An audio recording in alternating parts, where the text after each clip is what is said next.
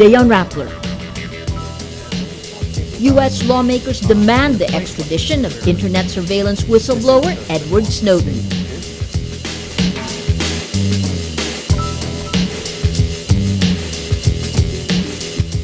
The government reports more Filipinos are jobless despite the Philippines' stellar 7.8% first quarter economic growth.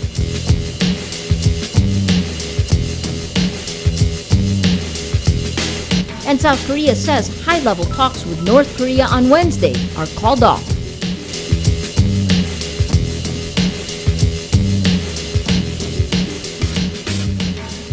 Hello, I'm Maria Rasa. Welcome to Rappler, your social news network.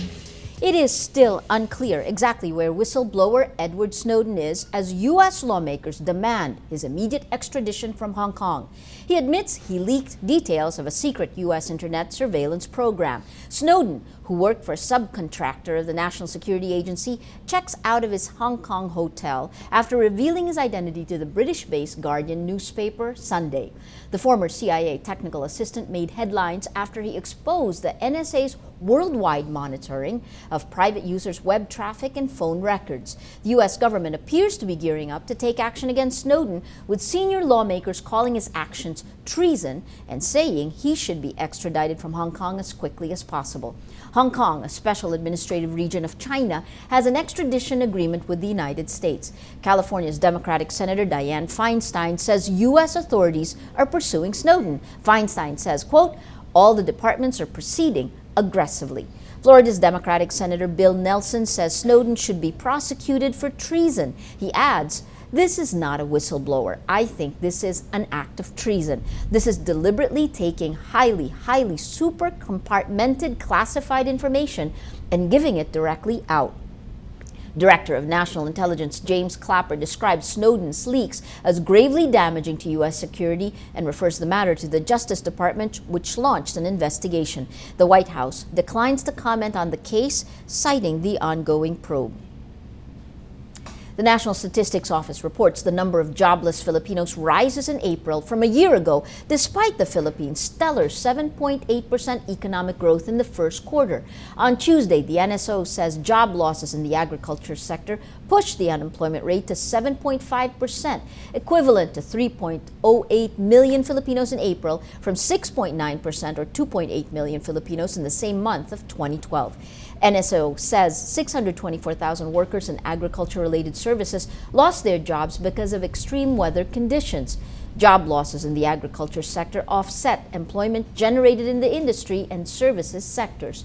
Industry generated 224,000 jobs, while services added 380,000. The Philippines says it will destroy 5 tons of confiscated elephant tusks as part of a global campaign to raise awareness against the illegal trade of so-called blood ivories. Protected Areas and Wildlife Bureau head Theresa Lim says the tusks are part of the 13.1 tons seized in 2005 and 2009. The Philippines is a signatory to the Convention on International Trade in Endangered Species of Flora and Fauna, which bans the ivory trade to fight the declining number of elephants in Africa. It cites the Philippines as a, quote, priority concern because it's used as a smuggling hub for illegal ivories.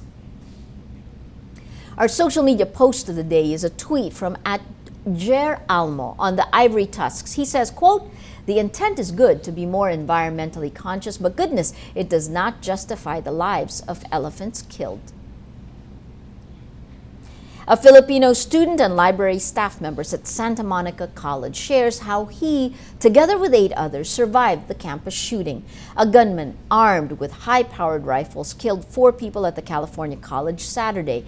Marcel Khan says it was his last day of work and was preparing for his goodbye card when the gunman went into the school, went on a shooting rampage. Khan is being called a hero online by posts circulating on social media about how he led 9 students to safety.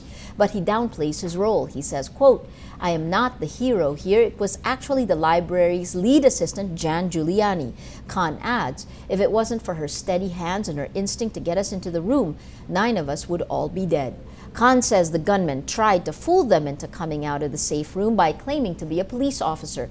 They kept quiet, then the gunman, quote, sprayed the door with bullets. Khan says, quote, "I don't know what happened after the shooting. There was just silence." Police shot the gunman dead. He allegedly killed his father and brother before burning down his home. He then carjacked a vehicle driven by a woman whom he forced to drive him to the campus at gunpoint. Riot police re-enter Istanbul's protest square Tuesday and sends demonstrators scrambling with tear gas and water cannons in a fresh escalation of unrest. Turkish Prime Minister Recep Tayyip Erdogan says he will meet with protest leaders Wednesday. Hundreds of police officers backed by armored cars move in on Taksim Square early morning in their first return to the site after pulling out on June 1. Police say they want to remove makeshift barricades erected by demonstrators and clear the area of flags and banners. The police action surprises protesters, hundreds of whom camped out in the nearby Gezi Park. The nationwide unrest first erupted on May 31 after police cracked down heavily on a campaign to save Istanbul's Gezi Park from demolition. The trouble spirals into mass displays of anger against Erdogan and his ruling Justice and Development Party, seen as increasingly authoritarian.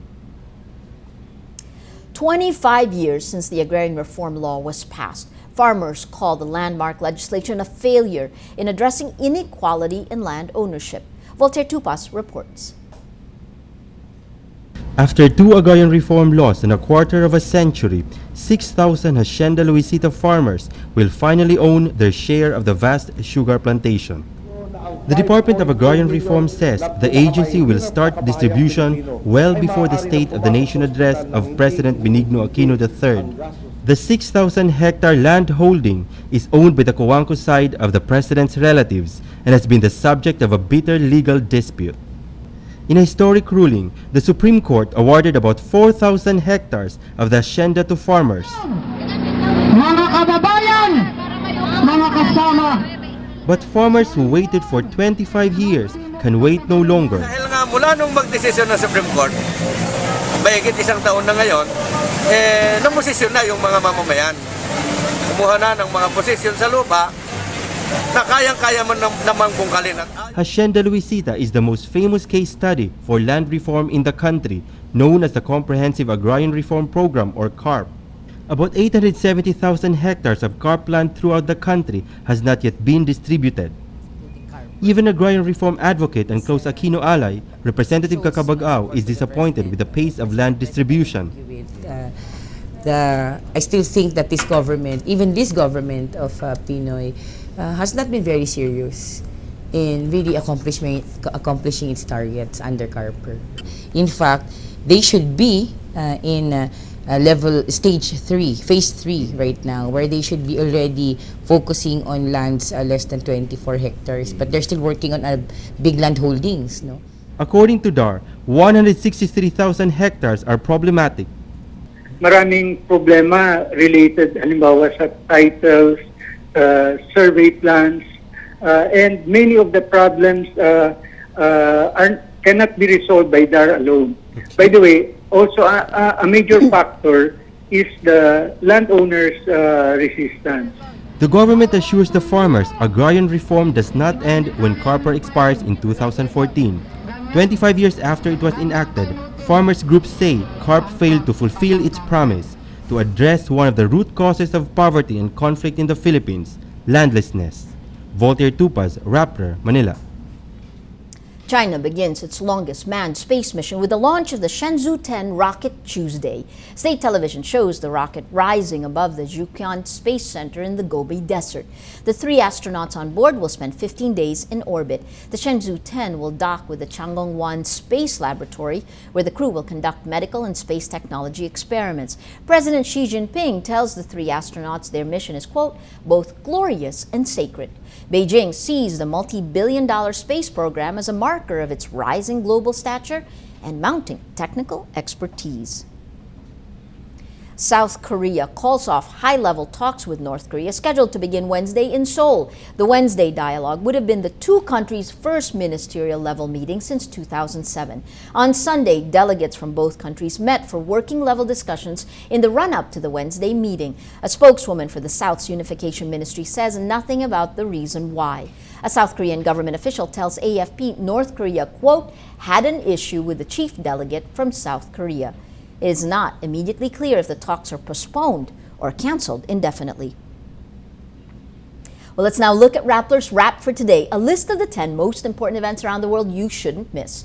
At number 6, Twitter verifies the @Hillary Clinton account within hours of coming online, with the potential future presidential candidate quickly getting more than 100,000 followers. In her light-hearted Twitter debut on June 10th, Hillary Clinton pokes fun at her own image and fuels speculation about what the future holds for the former Secretary of State.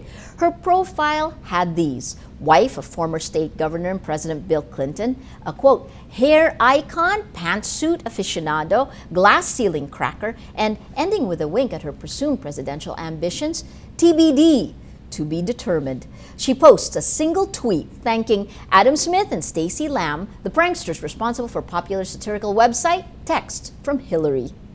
And at number 10, Apple unveils its upcoming operating system OS X 10.9 Mavericks at its 2013 Worldwide Developers Conference in San Francisco on June 10th. The new OS will not see the design overhaul in its mobile counterpart iOS, but builds on existing efforts to merge both worlds. Apple CEO Tim Cook calls the iOS 7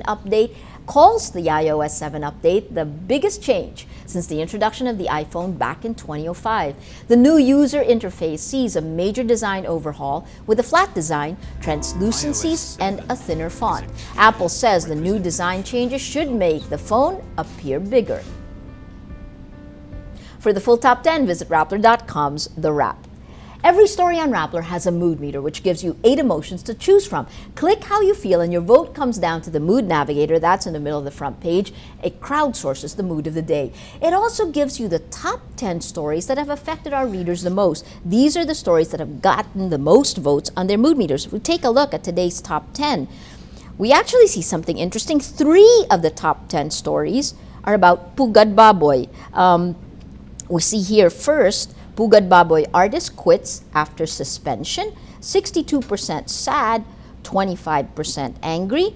Then the next, Pugad Baboy cartoonist quits, artists oppose his suspension, 68% angry, 8% inspired, and 8% amused, and 2% afraid. And finally, just today, Pugad Baboy creator online is the way to go, and you have 2% afraid, 6% inspired, 1% amused, and a whopping 91% happy. But see, even here, you have that 2% afraid, that red, adding to the mood of the day. Today, most people are angry. Well, that's Rappler's Newscast for today, Tuesday, June 11th, 2013. Visit Rappler.com and watch our newscast Monday to Friday. Tell us how you feel on our mood meter and help us crowdsource the mood of the day. I'm Maria Ressa. As we say at Rappler, tomorrow begins today.